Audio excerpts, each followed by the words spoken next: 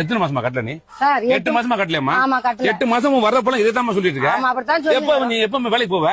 Sir நான் வேலைக்கு போனா தான் நான் போவேன். அதான் எப்ப போவ?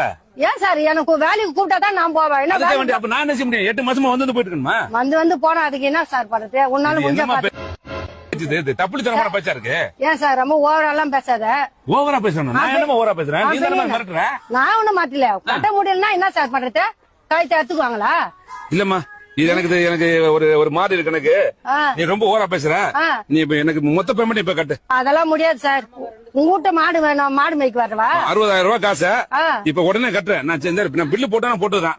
பில்லு போட்டாலே எங்க போய் சொல்றேன்? உள்ள போய் செக் பண்ண போறேன் வீட்டெல்லாம். நீ சார் உள்ள போய் என்னன்னு போய் செக் பண்ண? உள்ள போய் செக் பண்ணுவோம் காசு இருக்கா இல்லையா? நான் கேஸ் கொடுப்பேன். நாலு உள்ள வந்து கலாட்டா பண்றாரு. நாங்க கேஸ் கொடுத்தா நீ என்ன சார் பண்ண? பேச்சு மாத்தி விடுற?